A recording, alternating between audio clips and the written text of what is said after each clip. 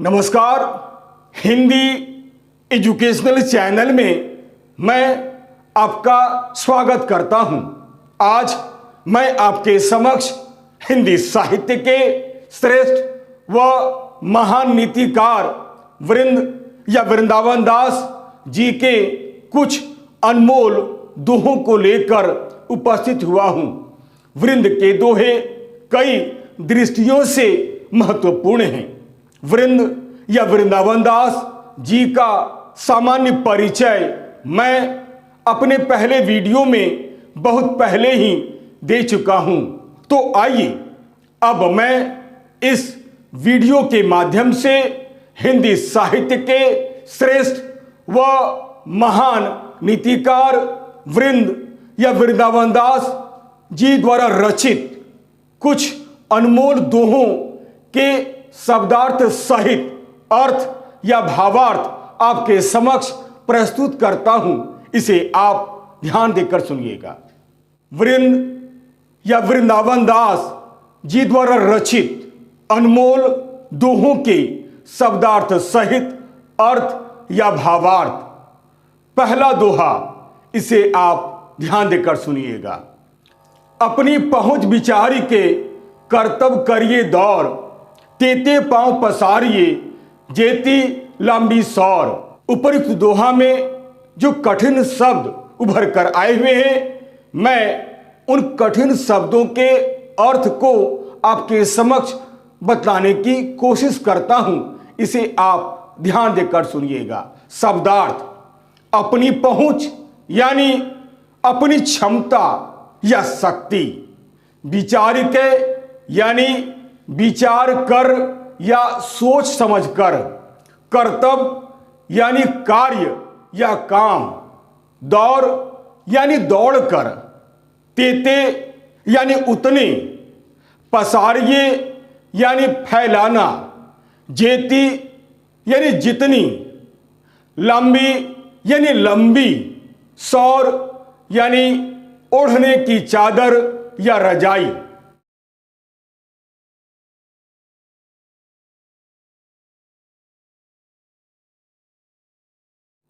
संदर्भ, प्रस्तुत पंक्तियां हमारी पाठ्य पुस्तक के नीति के दोहे नामक पाठ से ली गई है।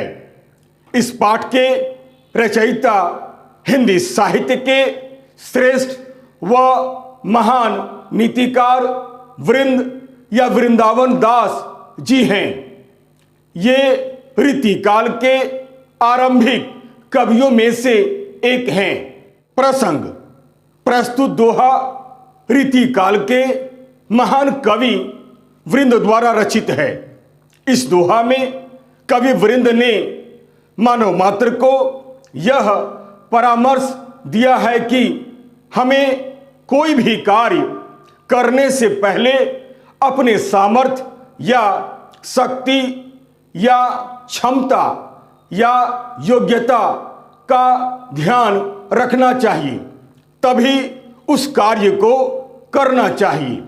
अन्यथा शक्ति से बाहर कार्य करने पर हमें दुख उठाना पड़ता है।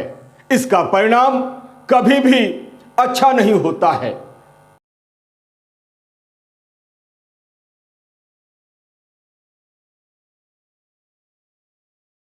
अर्थ या भावार्थ, अपनी पहुंच विचार के कर्तव्य करिए दौर, तेते पांव पसारिए जेती लंबी सौर। यह एक बहुत ही अच्छा तथा उपदेश प्रधान दोहा है। कवि वृंद इस दोहा में मानव मात्र को संदेश देते हुए कहते हैं कि हे मनुष्य, हमें कोई भी कार्य बिना सोचे समझे तुरंत नहीं करना चाहिए, बल्कि किसी भी कार्य को करने से पहले हमें बहुत अच्छी तरह सोच समझ लेना चाहिए। फिर पूरी गंभीरता से अपनी शक्ति या सामर्थ्य पर विचार कर लेना चाहिए कि आप या तुम उस कार्य को कर भी सकते हो या नहीं, तभी उस कार्य को करना चाहिए, अन्यथा इसका परिणाम कभी भी अच्छा नहीं होता है, बल्कि बहुत ही बुरा होता है। केवल दिखावे के लिए अथवा भय या लालच के बस में होकर मनुष्य को अपनी शक्ति से अधिक कार्य कभी नहीं करना चाहिए। शक्ति से बाहर कार्य करने पर हमें या तुम्हें दुख उठाना पड़ सकता है।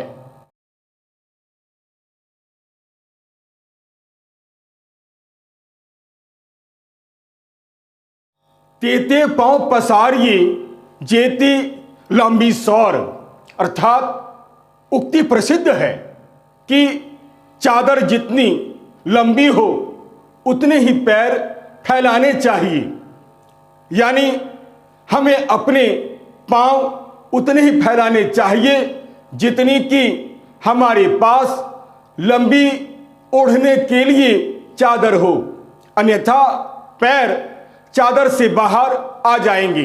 इस प्रकार क्षमता से बाहर काम करने पर काम भी अच्छा नहीं होता है, वह आधा अधूरा हो जाता है और गलत होने का डर भी बना हुआ रहता है तथा वह बेडौल भी हो जाता है। कहने का अर्थ यह है कि क्षमता से अधिक कार्य करने का परिणाम कभी भी अच्छा नहीं होता है। अतः जितनी सामर्थ्य हो या योग्यता हो या क्षमता हो, हमें उतना ही कार्य करना चाहिए, अन्यथा इसका परिणाम बहुत ही बुरा होता है। अर्थात मनुष्य को हमेशा अपनी शक्ति तथा सामर्थ्य को ध्यान में रखकर ही कार्य करना चाहिए, तभी हमें सफलता मिलती है।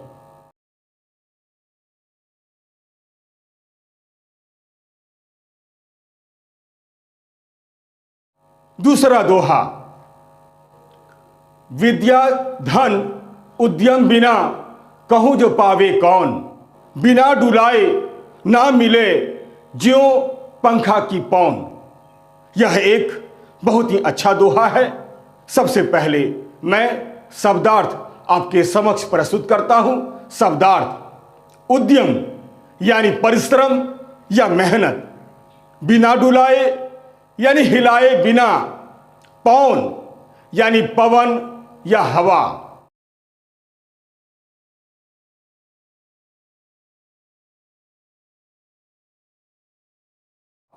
संदर्भ वही, प्रसंग।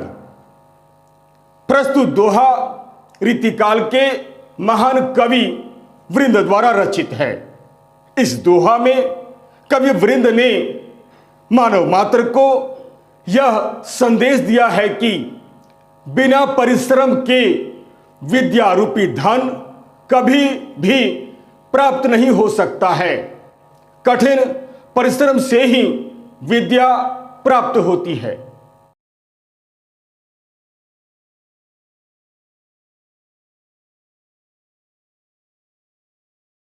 अर्थ या भावार्थ, विद्या धन उद्यम बिना कहूं जो पावे कौन, बिना डुलाए ना मिले ज्यों पंखा की पौन। कवि वृंद इस दोहा में मानव मात्र को संदेश देते हुए कहते हैं कि हे मनुष्य, विद्या सबसे उत्तम धन है। यह एक अनमोल धन है, परंतु यह धन बिना उद्यम के यानी बिना परिश्रम के भला कौन प्राप्त कर सकता है? कोई भी नहीं। विद्या रूपी धन को प्राप्त करने के लिए कठोर परिश्रम करना पड़ता है, तब जाकर हमें विद्या प्राप्त होती है।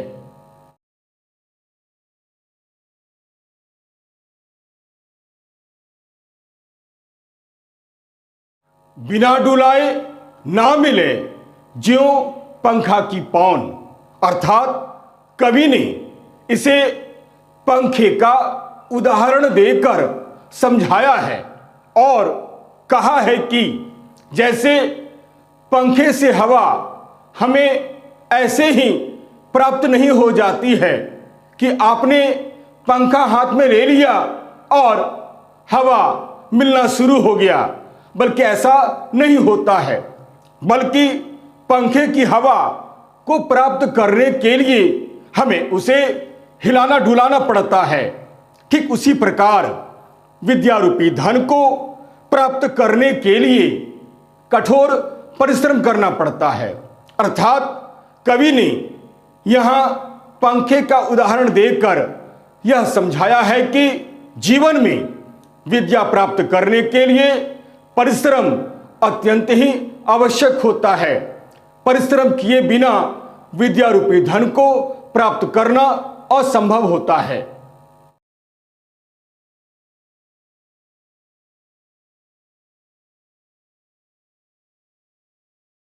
तीसरा दोहा, भले बुरे सब एक सो जो लो बोलत नाही, जानी परत है काक पिक ऋतु बसंत के माही। सचमुच यह एक बहुत ही अच्छा दोहा है।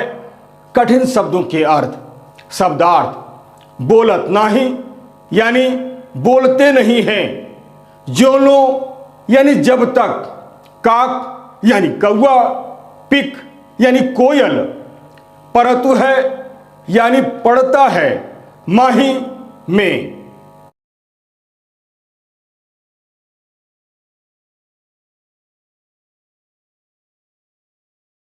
संदर्भ वही प्रसंग। प्रस्तुत दोहा रीतिकाल के महान कवि वृंद द्वारा रचित है। इस दोहा में कवि वृंद ने यह बतलाया है कि बोलने के ढंग से ही किसी के अच्छे या बुरे होने का पता चलता है। अर्थात जब तक कोई बोले नहीं तब तक उसके भले या बुरे होने की पहचान करना बहुत ही कठिन होता है।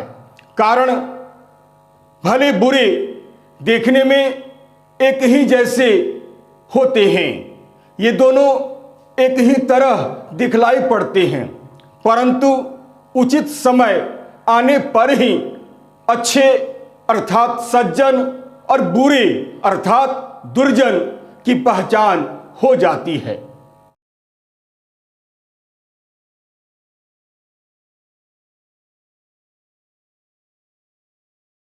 अर्थ या भावार्थ, भले बुरे सब एक सो जो लो बोलत नाही, जानी परत है काक पिक ऋतु बसंत के माही। यह एक सचमुच बहुत ही सुंदर दोहा है।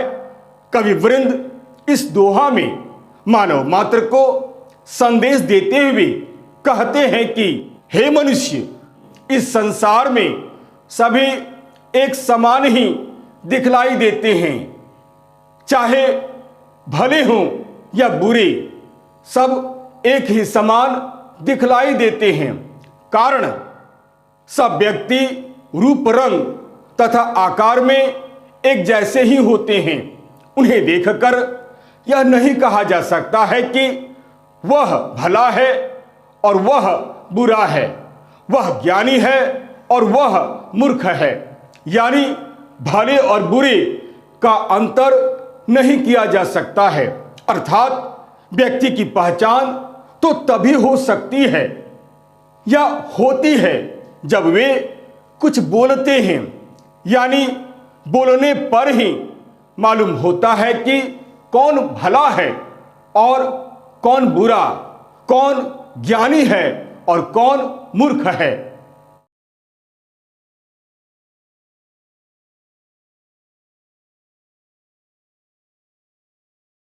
जानी परत है काक पिक ऋतु बसंत के माही। अर्थात कवि ने अपनी बात को स्पष्ट करने के लिए यहाँ कौआ और कोयल का उदाहरण दिया है तथा यह बतलाया है कि उचित समय आने पर ही अच्छे और बुरे की पहचान हो जाती है। कौन ज्ञानी है और कौन मूर्ख है, इसकी पहचान हो जाती है।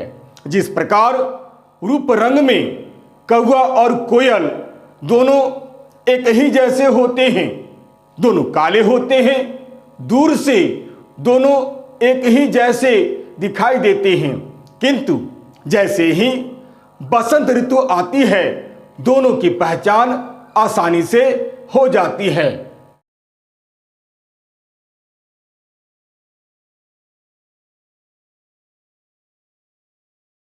बसंत ऋतु के आने पर कोयल मधुर स्वर से कूकती है और कौवा कांव कांव करने लगता है। तब दोनों का अंतर स्पष्ट हो जाता है।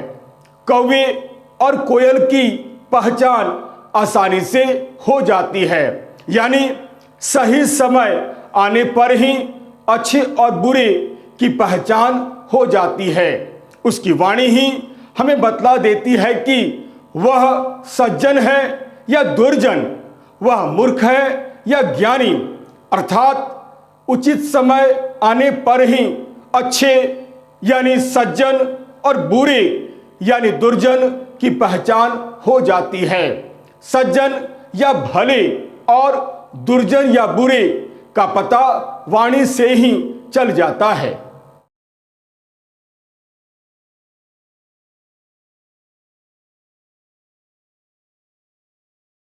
कहने का अर्थ यह है कि इस दोहा में कवि वृंद ने यह बतलाया है कि बोलने के ढंग से ही किसी के अच्छे या बुरे होने का पता चलता है।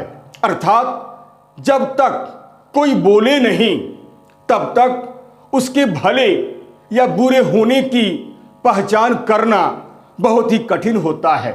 कारण भले बुरे देखने में एक ही जैसे होते हैं, ये दोनों एक ही तरह दिखलाई पड़ते हैं, परंतु उचित समय आने पर ही अच्छे अर्थात सज्जन और बुरे अर्थात दुर्जन की पहचान हो जाती है।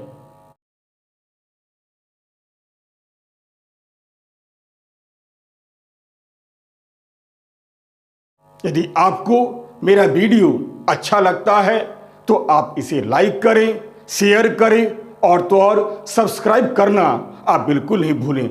याद रखिएगा, मैंने इस चैनल का निर्माण विद्यार्थियों के हित को ध्यान में रखकर ही बनाया है। अतएव लाइक, शेयर और सब्सक्राइब करना आप बिल्कुल नहीं भूलें। और हाँ, यदि मेरे वीडियो में अगर आपको कहीं भी किसी प्रकार की कोई त्रुटि या कोई कमी नज़र आती है तो आप सप्रमाण कमेंट्स करें, ताकि मैं उन गलतियों का सुधार कर सकूं और आपके समक्ष एक बहुत ही सुंदर छात्रोपयोगी वीडियो बनाकर प्रस्तुत कर सकूं, ताकि आप अधिक से अधिक इसका लाभ उठा सकें। तब तक के लिए नमस्कार, धन्यवाद।